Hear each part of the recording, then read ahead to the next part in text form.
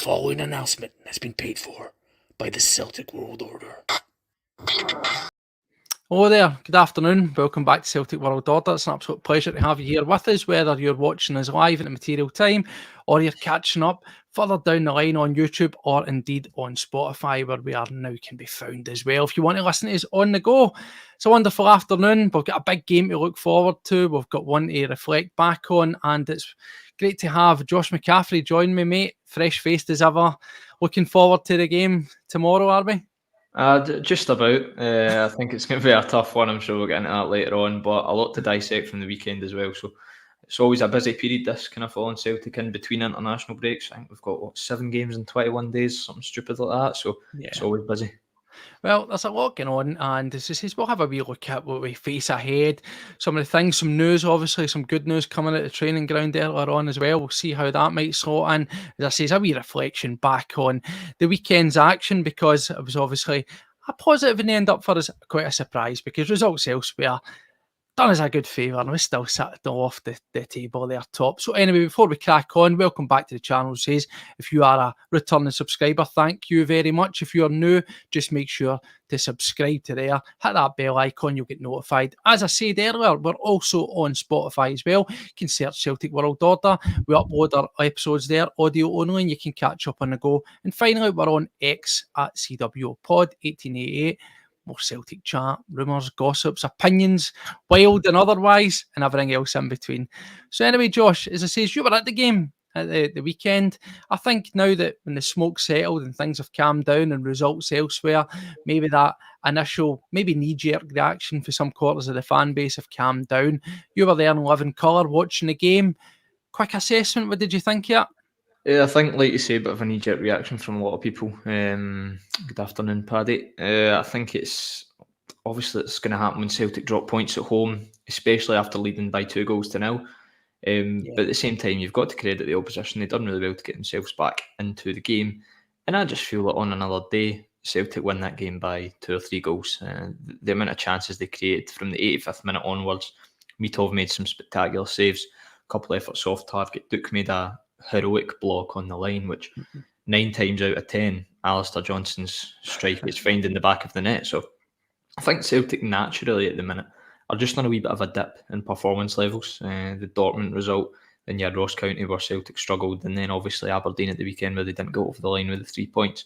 So they're just on a natural dip, and after the sensational start to the season that they made, it's going to happen. You can't expect those levels to be kept up throughout the season.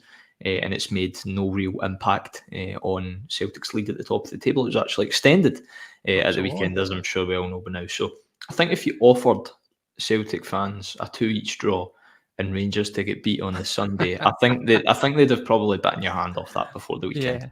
Yeah, well, that's the thing. Like, it was very fortunate as far as we'll take it all the way it comes. 6 points ahead. I think, as we've said before, don't take anything away from Aberdeen. They played fantastic. I thought they were good value for money. The result maybe won by their own design, but you can't criticise Aberdeen. They certainly showed that they're the real deal and they're there to mix it up. But, yep, as we say, we look across the way the season's going to pan out, just simply by lack of squad depth and size, they will probably fall away anyway. But it's always nice, isn't it, that not just for ourselves to get ahead of our nearest rivals, for a nice wee buffer there as well, for somebody to maybe come in and split the two of us. Never going to finish in top is, of course, but split is. But we spoke about those games that you say, the Dortmund, obviously, the Ross County, where we had a sort of wee bit of flagging in terms of the form. The international break came at quite a good point, and I actually thought it was going to be quite a refreshing period for us. We were going to come back energised, full of energy. It was quite nip and tuck at the start. We eventually got the break. We got the 2 goals, as we say. Johnson probably could have made it 3. But overall, how would you put that about? Because when the manager was speaking about it, Josh, at the end, he sort of was asked, initially, did you think that Aberdeen could be title contenders? And he essentially said, not really. He was kind of asked that question, what do you think now? And he made mention of this idea of, well, they don't have European football to focus on. And for me, it felt a wee bit cheap. For you, why did we end up making those sort of mistakes? What was the issue for you? Was there anything you could put your finger on to say? I think just a 10-minute, 15-minute switch off in the second half. Aberdeen's sole 2 chances, apart from the one in the first half where Valle had to clear it off the line, were the 2 chances that they scored. And you have to also give credit to the tremendous ball in behind from Jamie McGrath. I think Scales can do better with it, and he was a bit on his heels. But at the same time, it's a daisy cutter, terrific pass in behind the defence. So I think you can put it down to just a lapse in concentration. Celtic, they usually get away with that domestically against teams like perhaps Ross County, Kilmarnock, Dundee United, or even Hibs, Hearts at times as well. But see, against Aberdeen this season, it doesn't look like you're going to get away with that. It looks like they're going to give you a bit more of a run for your money. And even before the game, at the weekend, the last 2 times Celtic had played Aberdeen before Saturday, both ended in draws in 90 minutes. So you have to remember that as well. This Aberdeen team are running Celtic pretty close at the minute, and closer than Rangers. The league table says that. Recent results have said that, and it's not even controversial. So you have to give credit to them, but at the same time, the switch off shouldn't have happened. They just perhaps got a wee bit complacent, and they were unfortunate, very unfortunate, not to make it back up, because in the last 10, 15 minutes, they just piled the pressure on that Aberdeen goal. And like I've said, on another day, you're coming away from that game with Celtic 3-2 or 4-2 winners. No, that's the thing is, I think whenever the smoke settles, folk were quite knee-jerk. We look at social media, we know what it's like. It's awash with some wild opinions and some wild takes. I think for me, the biggest thing that folk were sort of saying was it was a wee bit of mentality. I felt that we get wobbled. We've not really faced any great deal of adversity, certainly in the league. 1 goal lost, as I say, via penalty, Ross County. Other than that, it was cup games, so there was a wee bit of rotation. We came up against a team that had kept on going. The thing that I did give credit for, and I quite liked, if I dare say it myself, was the fact that Jimmy Thielen quickly realised when the changes had to be made. He pulled no punches. At half-time, he brought those guys on, and he took assertive action. Certainly for us, I felt when I done my post-match chat that I felt that we left that a wee bit too late. We were a bit predictable with our substitutions. Usually we were like that sort of 60, 65 minutes, 70 minutes, and nothing had really changed. I felt that whenever the goal went in, that should have been the warning shot to sort of mix things up, to get a wee bit more, because some of the guys that were playing well in the first half did start to flag. I thought Arne Engels was fantastic in the first half. The only thing that was missing was a goal from his game, but I thought he started to drift, and we maybe could have been doing with, as we discussed on the pre-match one, a wee bit of the energy and grit that Luke McCowan, for example, gives you. But looking towards the more pressing game, which is tomorrow, obviously, in Bergamo against Atalanta, there's a lot of people that are worrying particularly about the defensive side of our game. And more often it is the situation with Carter Vickers. Now, we do know that he trained, which is good news. How fit he's going to be, how ready is going to be another question. But as it stands, based on what we saw at the weekend, does it fill you with any trepidation, any worries that might be the way that we line up? I think I'm not entirely sure, to be honest. I think Carter Vickers will probably play tomorrow. That's my prediction, that he will start. If he does, I don't think, to be honest, it's going to change much of how the game will probably end. And the lineup for tomorrow will probably be the same as the weekend. Trusty for Carter Vickers, and maybe you might see one of Engels or Hatate drop out for Bernardo. But aside from that, that's going to be the team, because Taylor's not back. It's still going to be Valle at left back. The front three isn't going to change. We know that. Am I confident going into the game? No. If I was a Celtic fan, I'm not confident at all. I hate to be negative, because I usually try to be positive surrounding football as a whole. But I just think for this game, we've seen how Celtic have played away from home in Europe, under Brendan Rodgers, against these elite sides, and Atalanta are that. Yeah. They might not be the name, but they won the Europa League last year, and they're beginning to come onto some form at the minute. So unless Brendan Rodgers makes a turn up for the books and changes the way he plays and be's a bit more pragmatic, then I don't think we're going to see a too different result to what it was against Dortmund on match day 2. Well, see, on that, Josh, when I done the post-match, one thing that I laid mention to is, I'm not saying, like, it's a completely different level. We're stepping up multiple levels. We're playing against absolute superstars. Money, yes, it will be mentioned, but at the same time, they've spent an absolute fortune. That's not a caveat. That's not getting an excuse out of the way. It's just a fact. You are stepping up. The question is with regards to uses, maybe going to be a bit pragmatic, maybe adopting a slightly different style. Was there lessons to be learned from Jimmy Thielen in the way that Aberdeen went about their business? Because for me, we sat here, you and I, Paddy, and we had the chat, and my friends and likewise says, if Aberdeen come to Celtic Park and they line up the way they have been, and they try to attack Celtic, they try to press them, they will get murdered. That was the general consensus. Friends of mine, I say, that are actual Aberdeen fans said the exact same thing. However, they were able to not necessarily grind out a result. Yes, we made mistakes and let them in, but I didn't feel that they sat and compromised their principles. I never felt at any point that they were just sitting back deep, two Yeah. banks of five and trying to soak it in. Mhm. They were still doing the fundamentals of their game. They hadn't sacrificed everything to try and get a result at Celtic Park. There was a nice mid-ground, and that seems to be the thing that some people, or at least if you listen to maybe Brendan, where he said before, you can sit in, you'll get picked off and beat anyway, or you can play your game and get beat or maybe win. For me, Aberdeen showed it as very much that there's a grey area that does exist and there is successes to be had. Yeah, you need to find the right balance. I think that's the end game. No Celtic fan is saying go and sit in and just do what like Ross County do when they come to Celtic Park and like you say, two backs of five. No one is saying that. People are just asking the manager to be more pragmatic with his style and put his pride aside and not go all out attacking football. People don't want to see Celtic. Well, Celtic fans don't want to see Celtic getting beat with 6 or 7 away from home in Europe, especially those who pay the money to go away from home in Europe and travel and see the team. They want to see a team with a strong identity that is difficult to beat. I think, like you say, Celtic can take inspiration from Jimmy Thielen and Aberdeen because they got the balance right at the weekend. They came out second half, realise they're 2-0 down and know they have to get back into the game. They get it. Maybe a wee bit of luck with a couple of defensive mistakes from Celtic here and there. And then when they had the 2 each, they sensed the worry and the doubt within the Celtic Park crowd because there was a lot of worry and doubt in there when Aberdeen came from 2-0 down to make it 2 each. They sensed that and they grasped that and they went for a third and they had the ball in the back of the net, only for it to be disallowed. And after that goal got disallowed, the whole energy in the ground changed. And all of a sudden, everything was Celtic. And at that point, we actually celebrated that like a goal. And at that point, Aberdeen realised that they're going to have to sit in and they're going to have to absorb pressure for the last 20-25 minutes. And full credit to them for doing that.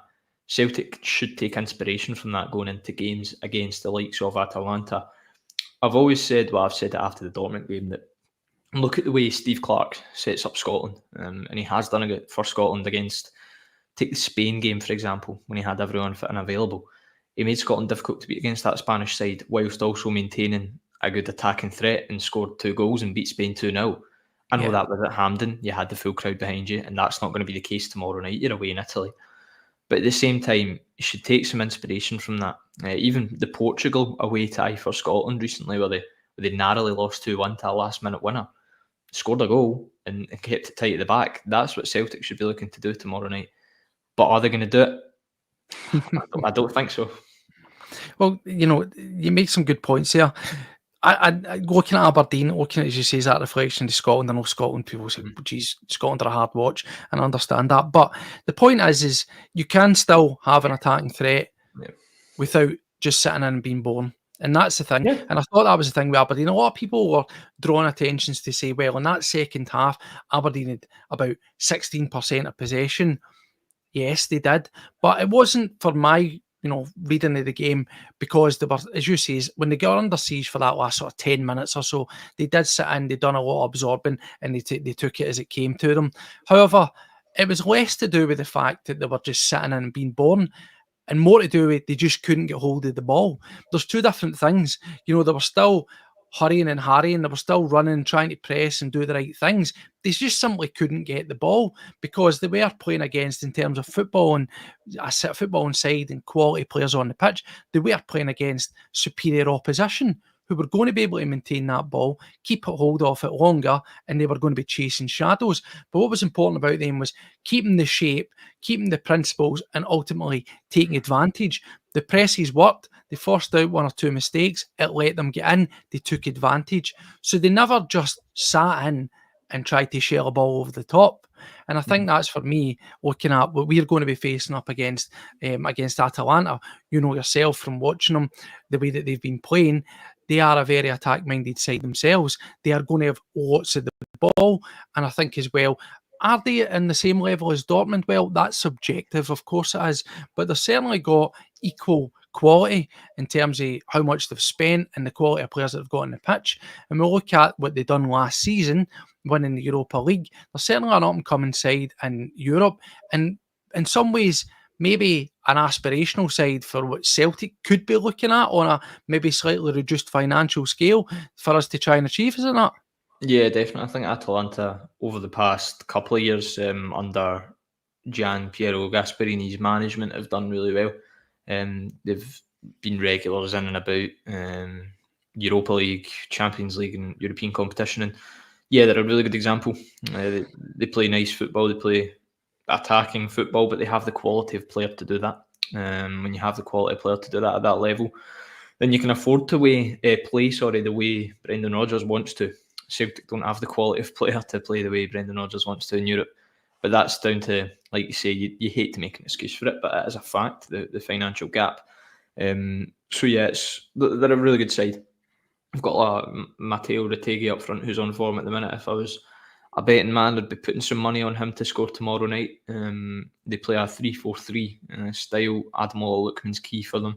Obviously scored a hat-trick in the Europa League final last year. So yeah, they've got a lot of talented players. Ederson, a Brazilian midfielder in the middle of the park as well. A lot of the things they do go through him. It sits a bit deep. He's going to be a big player for them as well. They do have some injuries at the minute, a few injuries. But at the same time, they'll be expecting to come into this game and take 3 points. Yeah, I saw that as well, and maybe you'll be able to clarify that. How much of these injuries are actually going to be impacting what would normally start? I saw the rumours that there could be up to 5 players missing. Yes. I don't think it's going to impact them that much, if I'm honest. I'm not entirely sure when these injuries have started to come about, but they went to Venezia at the weekend and won 2-0 without a problem. They've scored 10 goals in their last 3 games, beaten Shakhtar 3-0. They then won 4-1, I believe it was, against Como, and then they won 2-0, or maybe even been 5-1 against Como. But they've been doing really well recently. So they come into this one probably on their best form of the season so far. They started on a wee bit of a sugary peg, but they've regrouped, they've done well, and they've got players who are in form, which Celtic probably should be worried about. But at the same time, they do have defensive frailties that I think Celtic can exploit, particularly in the wide areas, because they play a 3-4-3. Naturally, the wide fullbacks get forward, which leaves space out in the wings for Celtic, and the likes of Nicolas Kuhn, Daizen Maeda. Even though Maeda wasn't great at the weekend, I think he's going to start tomorrow regardless.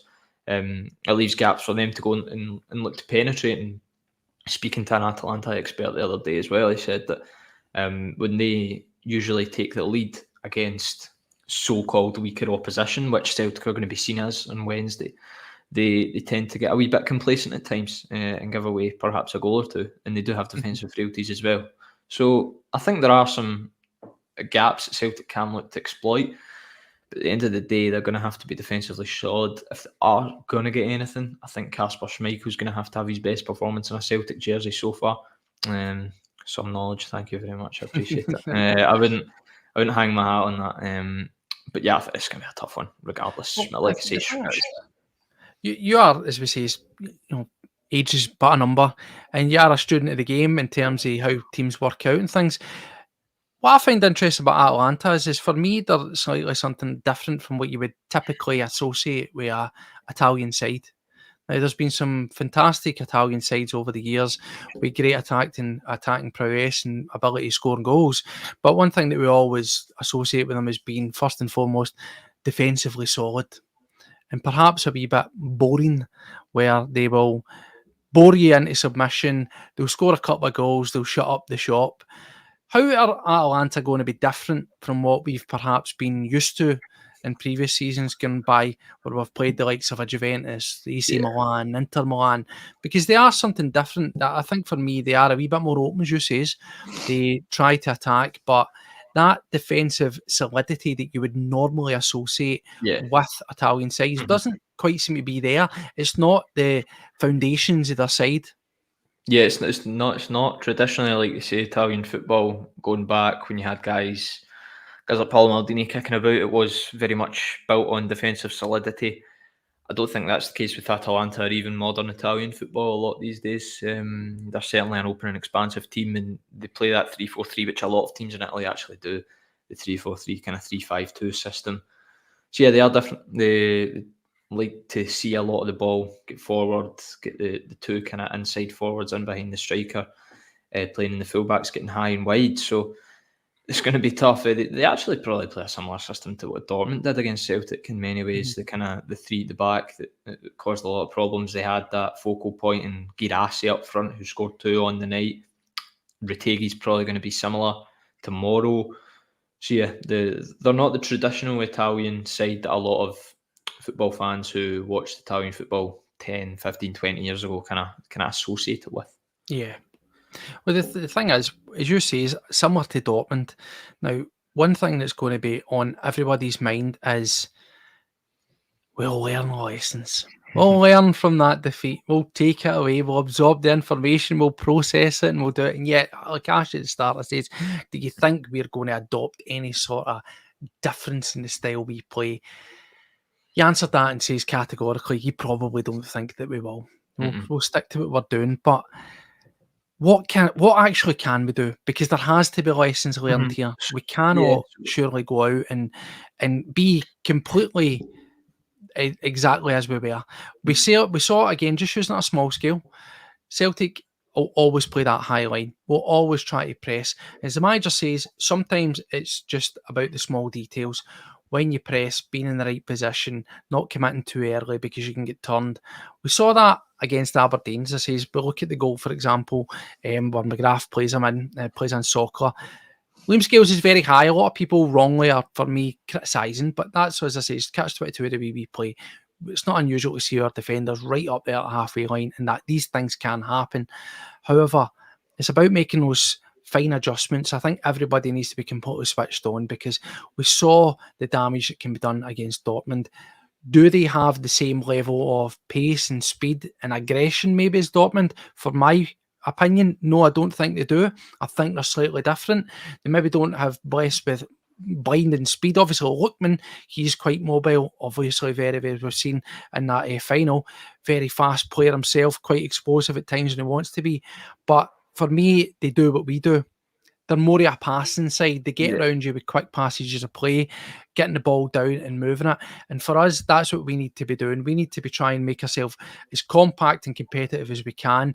And for me, I would like to see making the press happen, but not so much from our defenders. I don't want to see Scales and Trusty, a third of the way up the pitch and pushing up to the halfway line, because I think for us, that's just going to be something that's going to undo us.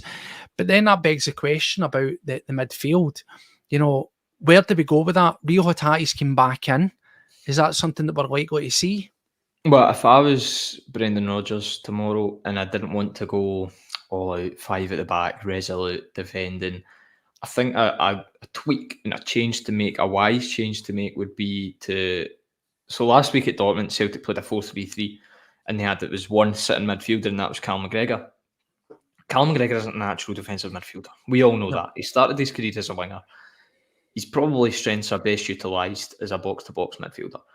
Domestically, in that number 6 role as a lone holding midfielder, even against Rangers and Aberdeen, he can cope in that role. We know that. Yeah. But when it comes to the European stage, Borussia Dortmund, we saw he was totally exposed. Now, that was down to a lack of probably help as well from the likes of Paulo Bernardo and Arne Engels on that night. So I think a change to make tomorrow would be to do a 4-2-3-1 and go with 2 sitting midfielders. So put McGregor as a sitting midfielder alongside probably, I think the best option in the team to put him alongside would be Paulo Bernardo. So have those 2 sitting midfielders and then put a number 10 in as a Roman 10 and make that it'd either be Arne Engels or Rio Hatate, one of the two. Probably I would say it would be Engels because he can cover more ground. So you'd have Bernardo McGregor sitting, and they wouldn't be as going forward as much as you usually expect from them, and they'd sit there and look to frustrate Atalanta and break up the play in midfield, and you have Engels kind of doing a lot of the dirty work, the running and try to create things for the wingers in the forward. I was lying in my bed thinking about Celtic as you do at night, and I was thinking about Luke McCown, and perhaps another change it could make. I don't think he will, and probably it's not the best idea, but it's just a suggestion. A player like McCown thrive though. Maybe we downplay these homegrown guys, and we ask the question when we're making these signs. We're saying, will they level us up? Will they improve us in Europe? Mm. And as we've seen over the years, sometimes these homegrown guys that are unfancied can, for whatever reason, just can put a step up. I know I'm winding the clock well back, but think Barry Robson against Barcelona, for example, or some of the homegrown guys, even defensively. I'm not saying these guys were fantastic, but the likes of your McManuses and your Caldwells they were part of a team that were getting great results against massive clubs with unfancied guys in it, because they just found that wee bit extra in the tank. Maybe it's to do with the desire and being one of us own and all that kind of stuff, but are we maybe being a wee bit ignorant to what someone like Luke McCown could offer in the game with us? Perhaps, and that's what I was going to suggest. Maybe you put him, because he played as a right winger for Ayr United before. One of my mates works for Ayr United's media, and he said he'd done well out on the right-hand side for Ayr when he initially came through there. So maybe that's a change you make. You take out someone like Kuhn and put in McCown on the right, and you set up defensively in a 4-4-2 with McCown on the right, and then you have the two central midfielders of McGregor and Bernardo, and then you have Engels sitting as a kind of left-sided midfielder, and the front two of Maeda and Kyogo doing the majority and the bulk of the pressing, and McCown can support them at times. Maybe that's a shout. I don't think he'll play McCown. I think the more likely scenario is he goes with the 4-3-3 that we've seen in Dortmund. Maybe he does the 4-2-3-1. That would probably be the better option, in my opinion. But we'll just have to wait and see what happens. Well, the thing is, we were talking about, just at the turn of the show there, we're talking about finances and not want to come into it, but we look at the amount of money that Atalanta have spent, obviously being the Europa League champions for last year, are going to help a long way, but they've been one of these teams that over the past sort of 2-3 seasons, they've really springboarded, they've invested a lot, but they've also very shrewdly, similar to ourselves actually, when you look at their transfer history, they're about near enough 20 million euros in the green for sales versus incomings, and they seem to be, albeit they're spending on a higher level than Celtic, they're being quite shrewd with the way they're doing it. They're not throwing ridiculous monies at players. I know that sounds rich when they're signing a striker from Genoa for 22 million euros, but the point is, look at other teams, what would they spend on a striker? It would be 40 million, 45 plus.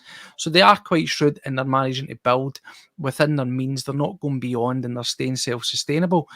The question would be, we've asked the question around about, are these guys going to improve us? We need to spend more money. That was the cry. We went out, we spent 9.5 on Adamida. Again, people are debating whether that was good value for money. 11 million in Arne Engels. Now, as you say is rightly, and we know ourselves, our strategic signing has always been buy potential, sell on for a big profit. Not to discredit these guys that I've mentioned, but if Celtic are going to crack the nut that is European football, should we be also looking at spending that kind of money but on someone with a wee bit more experience? Because if you think about it, Adamida, Arne Engels, the likes of even Bernardo, Hatate, etc. He was cheaper, but these are guys who have little to no experience in Europe. We're the proving ground. We're the shop window. We're the ones that are hoping to build them up, make them perform there, get their eye, catch the eye people, and spin that profit. Would we have been better placed, maybe spending those kind of finances on a guy that's ready-made, that's done it? I think that's probably the best way to go, but it's never going to happen. Frankly, because Celtic's transfer model, like you say, is bringing in players, young players, and selling them on for a greater value. And as well, you've got the debate that can Celtic even attract that level of player that you can sign for £9-10 million and play regularly, that is Champions League ready and European ready? Can Celtic even attract that? Probably.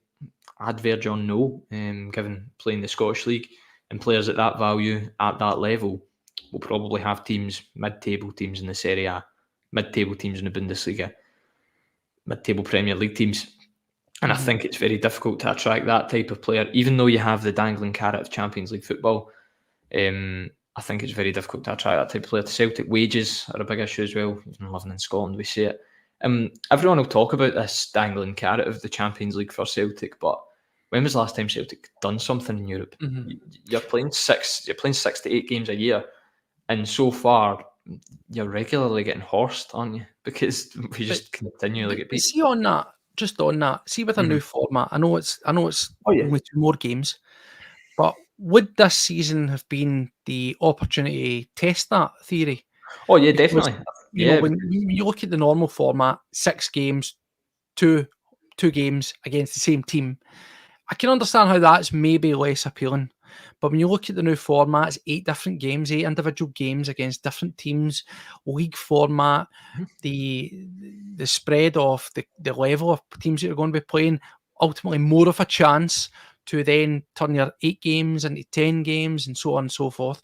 But that probably was just the opportunity to try and ask those questions. Yeah, definitely. It's devil's advocate. I think Celtic will get out the league phase. They'll get enough points to do that against the lesser teams.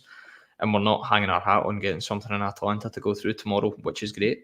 And yeah, perhaps it probably was the perfect time to bring in a player at 25 years of age for £9 million. And even if you keep that player at 25 for 2 years until he's 27, he performs as a key player for Celtic for 2 years, helps you break the mould and get out of the league phase. And then at 27, coming into his peak years, you sell him down south. Probably the way to go. Like, the only couple of players in recent times that I really remember Celtic bringing in for decent chunks of money in their peak years are Carl Starfelt. They signed him for about £4 million. Yep. Now, he divided a lot of the support, but I thought he was a really good player, and Celtic missed him, and people didn't realise what they had until he went. And Kyogo Furuhashi, who you bought at 25, 26 years of age for a decent sum from Japan. Now, both those players were really good players for Celtic, and perhaps they should take some examples of that. Josip Juranovic is another one who came in not too young, a bit on the older side, gives you 2 years, a year and a half even, and then gets his move to Union Berlin in the Bundesliga, which on paper at the time looked like a good move. Probably not anymore. Not anymore, yeah. It's not, yeah. So you've got, that's the way it is. But I think in modern football, in the world of modern European football, for a lot of players, Celtic exists as a shop window. Arne Engels is only coming for Celtic to play for 2 or 3 years, and he's targeting a move elsewhere. It's the same with Matt O'Reilly. It's the same with Rio Hatate. It's the same with a lot of players who are at the club. That's just the way it is. But like you say, you should be looking to blend your young players, talented players, with some experience, more experienced ones, improving quality ones, and not just relying on the younger guys to perform. And when they don't, naturally people get on their backs. And I think that's what's happening with the likes of Engels and Ida at the minute. I mean, looking at that, it's just the 2 guys you've just mentioned there. We spoke about that shop window, about the value and then the selling on. Arne Engels, again, this isn't a criticism, it's an observation. Yeah. I think we were very underwhelmed. We were underwhelmed by a lot of people in that Dortmund game. But for me, I thought, here's a guy that's played in that atmosphere. He's played against this side, and he looked a wee bit lost in the shuffle. It's all about scaling up. It's all about putting down a marker and showing your worth. This game's going to be massive for him, isn't it? Because now, I can tell from you're being very honest, and I'd rather that than I was sitting here and just be blindly saying, "Oh, bring it on! We're going to smash them." You know, we've got to be realistic of what we're facing. As we rightly says, this game's not going to ultimately define our pathway in the Champions League. I hate using the term, but it is almost like a free hit.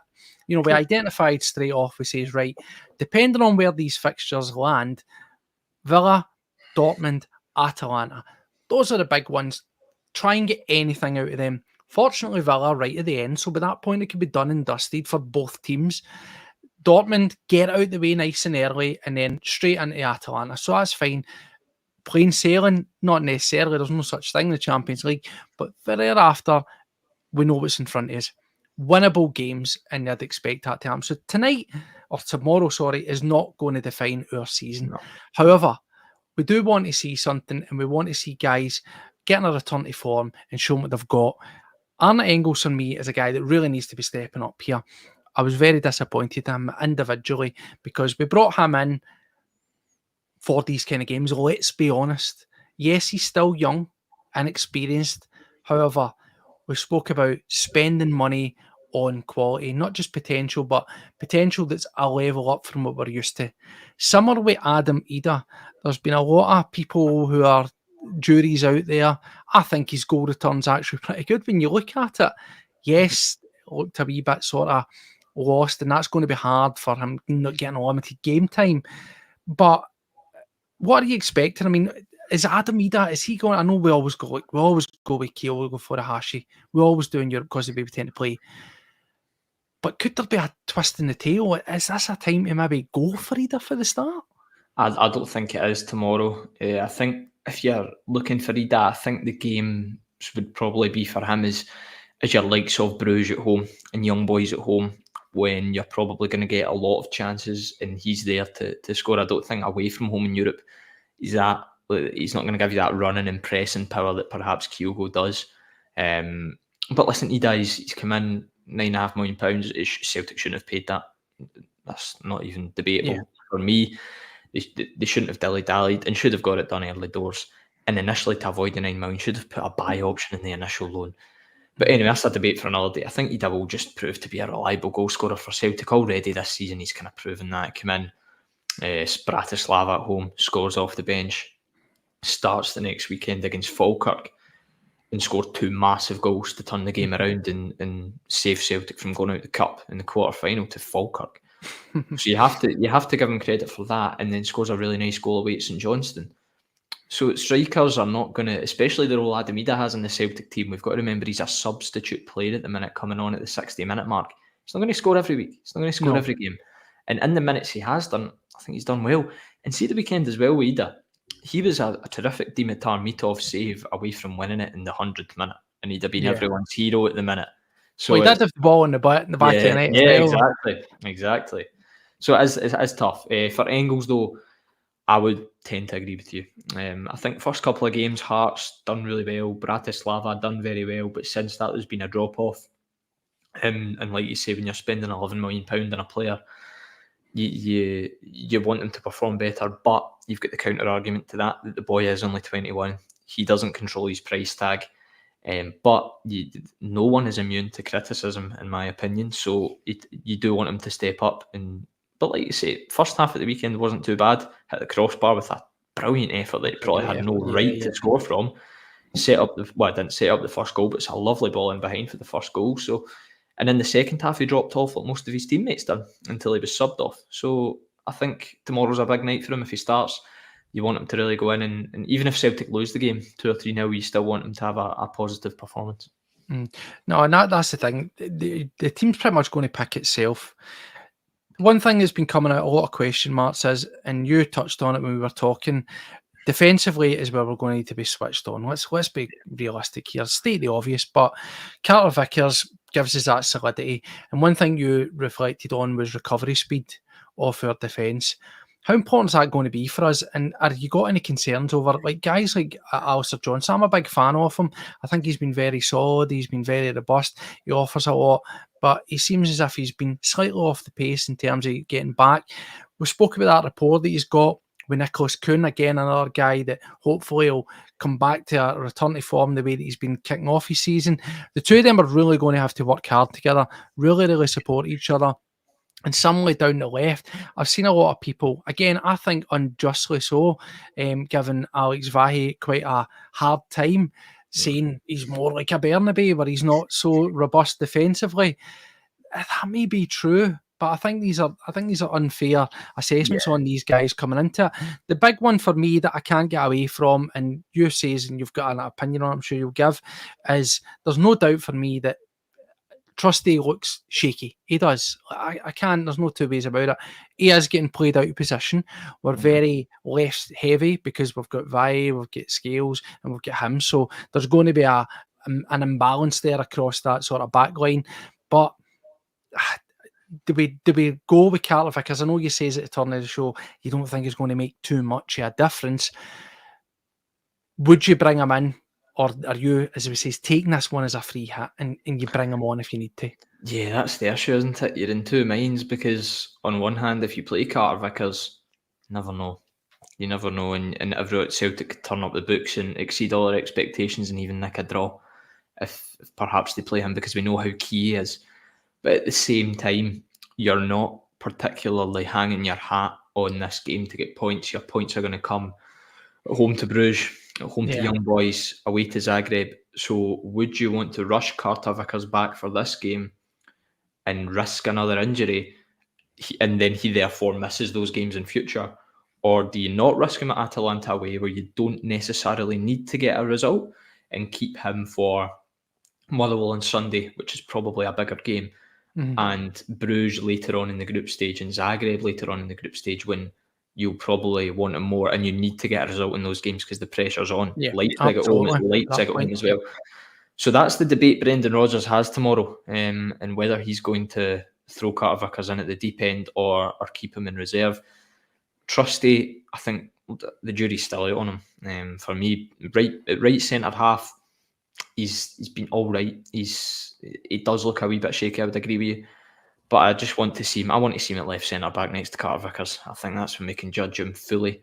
Alex Valle, I think he's done pretty well, to be honest. I don't get a lot of the criticism towards Valle. People are drawing parallels to Bernabeu.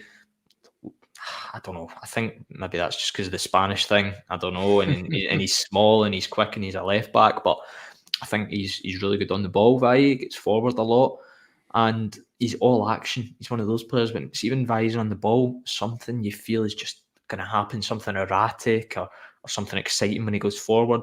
And I think barring that moment he had on the halfway line at the weekend where he lost the ball and kind of slipped and Scales saved his backside. Apart from that, I don't think he done too bad.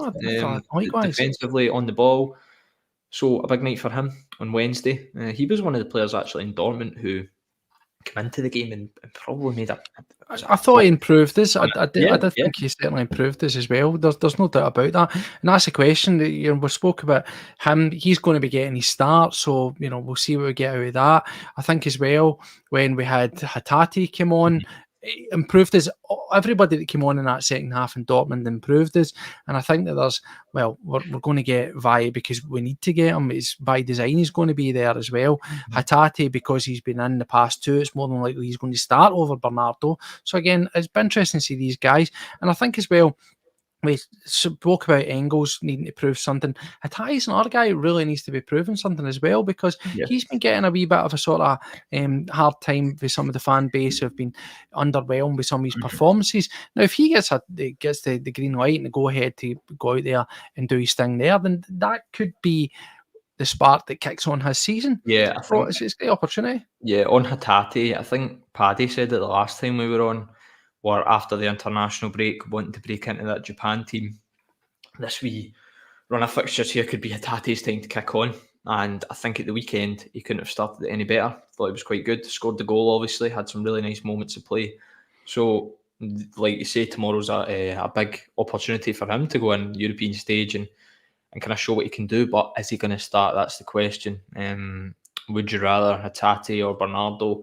That's probably the debate at the minute.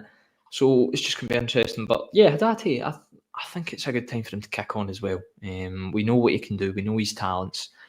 Been unfortunate with injuries past couple of seasons, but now once he gets a regular run of games, good start at the weekend scoring, hopefully he can now kick on. Yeah, well, I mean, the task in hand before we finish off is Atalanta, as we say, some of the experts, as you say, you spoke to one in your other vacation doing your press stuff. It seems that the general consensus is it's not a great time for Celtic to be playing Atalanta. Is there ever a good time to play a team that won the Europa League at their home ground? Probably not. However, we look at just form and focus 8. They're languishing in Serie A. I think they're about 13 points. They have 8 games, lost 3, drew 1, 4 wins. I think they're +5 in their goal difference. Not necessarily a heavy scoring team. 18 goals scored. 13 again. So as you say, the defensive frailties are there for them. In terms of Champions League, though, we need to look at them playing at home. Their opening match day 1 was against Arsenal. They should have beat them. If it wasn't for a fantastic double save from Raya from the penalty and then the second one, they probably would have won that. They then go on and they play Shakhtar Donetsk away, a team that we are well versed with, and they comfortably dispatched them 3-0. So they find themselves similar to ourselves, slightly better off, obviously, with the extra point under their belt. But they've played 2 quality teams. They've played an elite top-tier level team and Arsenal, and they've played probably, they look at Shakhtar Donetsk as being similar to our standard. Yeah. And they've came away with 4 points. Yeah, and they've not conceded a goal yet either. So that's something to note as well. Yeah, they've looked good. They are a good team. Celtic need to show them respect, but at the same time, you want to avoid a nasty defeat, don't you? As much as we say it's a free hit and you're not needing to get anything from the game, Celtic fans don't want to go into this one and get hit for 6 or 7 again. No. It's getting old, and fans are getting even more frustrated with it as the kind of weeks go on. At the minute, I don't really want to give a score prediction because I think it would be overly negative. But I think it's going to be a really tough one for Celtic tomorrow night. Yeah, I mean, I'm not going to commit to scores. Normally, I'd come on here and I would give something. I really don't know is the answer. Am I full of confidence? No, I'm not going to sit here and lie. It'd be easy for us to be a Celtic podcast. Come on. I'm taking this one as I find it. However it pans out is however it's going to pan out. What I'm hoping for, repeat myself again, is just something tangible. Yeah. I, of course, would love us to win. Would love us to go there and pull one out the bag and surprise everybody. Of course I would. If you give me a draw right now, I will bite your hand off for that. See if we're going to fall to a defeat. I want it to be respectable. I want us to give a good account of ourselves. And again, this is not going to determine our pathway in the Champions League. Far from it. But at the same time, as you say, we've got to try and avoid heavy defeats because it is so competitive. It is so competitive, this new league format. And you could have teams similar to us at a position where you're in that bracket where you can qualify, and goal difference could come into it. So the last thing you want to be doing is taking heavy defeats if you're going to be losing. That's very, very important because that goal difference, nobody's really mentioned it, but it's really something that could come into the frame when it comes down to drawing that line, who qualifies and who doesn't. So that's worth bearing in mind. But also as well, as you say, people are spending, thousands upon thousands for supporting the club all over the world to go and see these games. And just from that sort of human and the fan element, you want people to, I'm sure they'll enjoy it no matter what, but go over there and actually not go, for Christ's sake, that's another 7-0. 100%. That's the thing, because I travelled to Madrid last year and that was kind of the first time I'd been away from home in Europe watching Celtic, and it ended in a 6-0 defeat. Now that was frustrating. But see, for the people who go every season to every game away from home in Europe and they continually see these results, I can just imagine how frustrating it is. So for not just for the club and for the players and for the manager, but for the fans, you really hope Celtic can pull something out the bag, even though it doesn't look likely. No, well, we'll see the press conferences soon enough. We'll get a wee bit of an indication of where things are going to go. And then it's an early kickoff. Bear that in mind. We are one of those strange 4:46 kickoffs. Yep. So that's fine. But that's good. Get your drinks in early. Get yourself settled in. You might need them. But hopefully it'll be something that'll be positive. We'll see the press conferences. We'll see how things go. As I say, we'll take this once we find it. I'll be the wee show that will get uploaded later on. We look at the opposition as we always do here for these games. Yep, I suppose we've got to be optimistic. That's it. You could be a realist, but you can always keep that optimism. I think that it's an opportunity off the back of the weekend. We've landed on our feet. We dropped 2 points. It felt like 2 points dropped rather than 1 point gained. However, results elsewhere, turmoil elsewhere, puts us in top. So there's a wee positive that's came out the back of that. But a couple of sticky results, a couple of performances that were far from vintage. And I think that we really have a great opportunity here to go out and maybe turn things around a wee bit. A win would be perhaps maybe for some unthinkable. It would, if you want to kick yourselves on, that would certainly do it. But I think about, in terms of, once again, testing ourselves against top quality side, giving a good account of ourselves, a good advert for the club, we need to go out there. And as you say, if you're going to fall to a defeat, you want it to, you want it to be you want it to be manageable. a respectable defeat. Don't lose by 4 or 5. And listen, don't misconstrue this if you're listening. Say, you two guys are down in the dumps. No, I want Celtic to win. I am begging. But at the same time, I am not going to get ahead of myself because I maybe did a wee bit with Dortmund. I was a wee bit burned. I was a wee bit scorned for that one. I came at it for a realistic angle, but aye. I think that's the thing as well. Like, a lot of Celtic fans were really optimistic going into that Dortmund game, and it kind of brought a lot of people straight back down to earth that Celtic cannot compete against these big European teams away from home.